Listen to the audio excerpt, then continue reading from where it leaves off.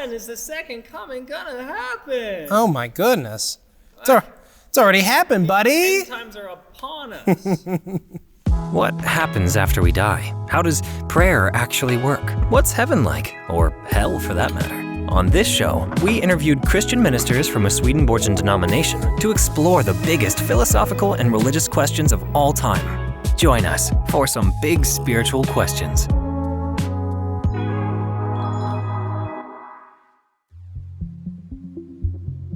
In the Gospels, Jesus promises that he will return again, that he will come back and he will come as a spirit of truth. He will come helping people understand things that they haven't understood before. There's different ways people have understood that over time, whether that's supposed to be a literal thing or a metaphorical thing. My belief, and the belief of the new church, is that Jesus has made and is continuing to make his second coming, but it's not a second coming in person. And so he's coming, though, as a new ability to know him.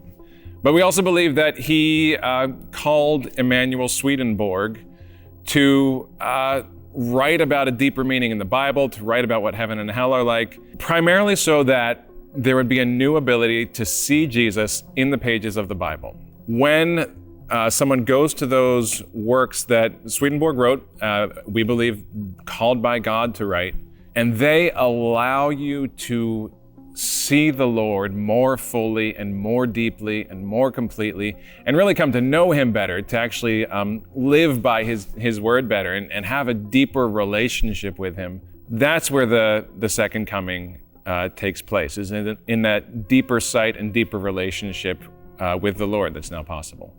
So the first coming was more than Christ as a person, Christ as a new way, right? More important than God being on the earth with a flesh body was what he brought, what God brought to us, which was a new way of living, a new church era, a new spiritual era. In the same way, the second coming was a new spiritual era, a new way of living, a new set of teachings, that is, the teachings for the new church, written by this guy, Emanuel Swedenborg. That's second coming. Yeah, and if you want to know more about Swedenborg, he was an interesting historical figure, scientist, as well as revelator later in life. We have other videos about that. You can check it out, Google him, read his Wikipedia article. He's a cool guy. Just to take an example, there's a lot in the book of Exodus about how the people of Israel should build a tabernacle, this tent of worship for God. And it's these long details about like the materials they should use, the different kind of animal skins they should use, the dimensions of it. And it can seem really dry and technical and a little confusing why it needs to be there. But what Swedenborg does in the book Arcana Celestia is he talks about how every single one of these tells us something more about who the Lord is. And so the width of it is about the width of his wisdom, and the length of it is the depth of his love.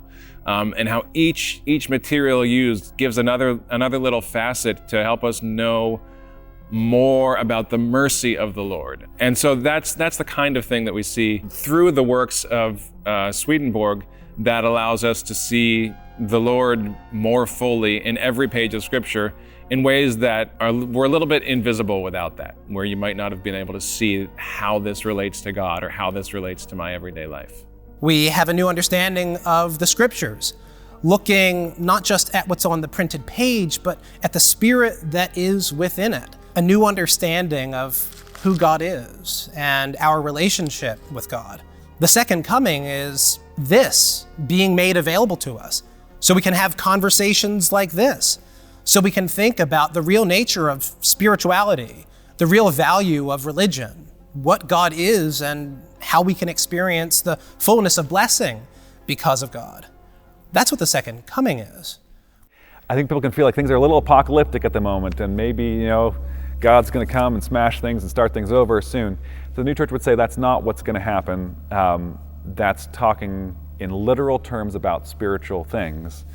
If you picture a Last Judgment, you might picture sort of European churches that have a big fresco or something with a scene of dividing angels from devils kind of thing. And there's lots of stuff in the prophets and Revelation that are judgment scene type things. we could get into a long explanation of what the Last Judgment is about from a New Church perspective. In fact, there's a whole book on it. There's 2 of them. So go read those books if you want to know more about that. But the short version is, every so often in the history of the human race, there's had to be time to sort of sort things out. And so we see those depicted symbolically. The flood was a last judgment.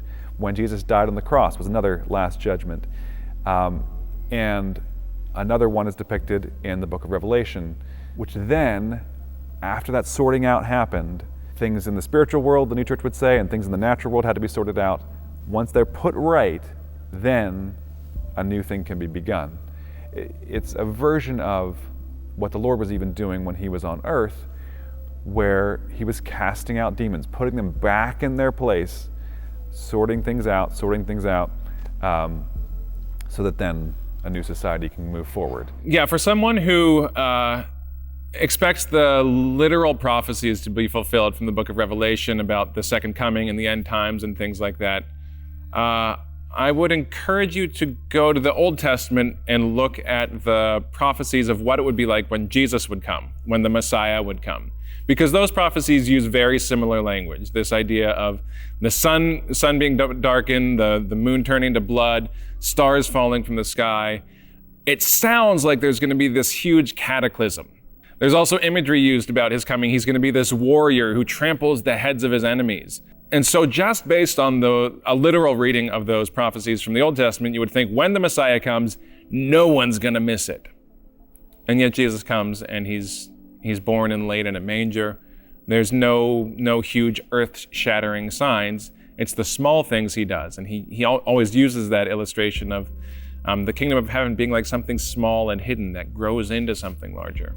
And so that's how I read as well the prophecies of his return, is that those two are probably going to be fulfilled in a way that we're not really expecting. That it's not going to be this literal earth-shattering event, that maybe it'll be happening in a more hidden or subtle way. The same way the prophecies of Jesus' birth were fulfilled in a totally unexpected way. Something that's fascinating about prophecy is it often trips us up if we handle it literally. We see this in the story of Jesus, where people were expecting a certain kind of king, a certain kind of ruler, and every chance he was given to become that king, to take up a crown, he got out of there. Something's very similar with the second coming. The end of the world is how people often think about it, the events described in Revelation. But the New Church understanding is we're not waiting for the end of the world. The things described in the book of Revelation have happened and are continuing to unfold as we move forward. We don't look forward to the stars falling from the sky. They'll stay put. We're not looking forward to the dead coming out of their graves. They're already in heaven. They're in the spiritual world. They are where they ended up based on the lives that they lived. And we can have these conversations because of this second coming. I'm delighted, really honored, privileged, blessed to be able to explore the world through the lens of the New Church that looks forward with optimism, not fear of what might be.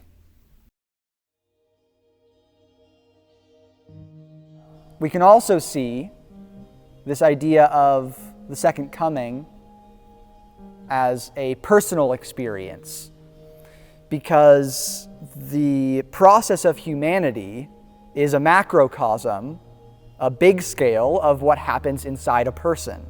And so we can see through the evolution of human culture a metaphor for our own lives. The second coming was a time where Jesus had made himself seen in the first coming and then made himself known in the second coming.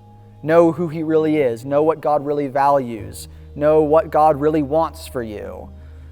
And that same thing can happen in your life. There's a difference between knowing or seeing what's right and truly accepting that and internalizing it and making it a part of you. So there's this difference between knowledge and acknowledgement. And so we can have knowledge of what's good and right, but acknowledgement means taking knowledge and making it a part of us, taking it from our heads into our hearts. And that's sort of a personal second coming, right? Where spirituality, where faith becomes alive for you instead of just known. And there's more work to do going into the future. And part of how we can help be part of that coming into the world is by allowing the Lord to do some revealing, some apocalypse stuff, some last judgment-y stuff inside us, and welcoming the Lord into our individual lives and say, yeah, Lord, make me new. Teach me how to let go of some of that selfish stuff and let you be in charge in a new way.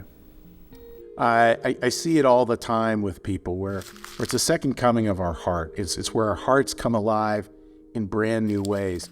Faith stops being weaponized. I want to say that again. Faith stops being weaponized.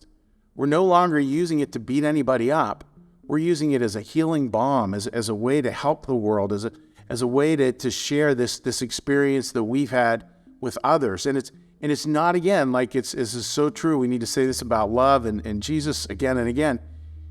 It's not a love that's necessarily going to leave us with a lot of like warm fuzzies and nostalgia. I mean, a lot of this love, as C.S. Lewis said, God's love is a fierce love, and it really is. And allow it to be that. Allow that kind of love that will arrive with a second coming of God into your heart. Allow it to be something that actually pushes you forward into the world, that actually helps you to make a difference, that actually leads you to do the challenging things that we all know need to be done. So, what do you think? Comment your thoughts below or click on the link in the description to go to our website and contact us directly. If you want to support us, likes, comments, and subscriptions, as you know, are perfect. This show, just so you know, is produced by the General Church of the New Jerusalem, a branch of Swedenborgianism commonly known as the New Church. Our religion holds the Bible sacred and uses the writings of Emanuel Swedenborg to help distill its stories and parables beyond the literal scripture. If you're curious, no pressure, the link's in our description. Or, just watch more videos.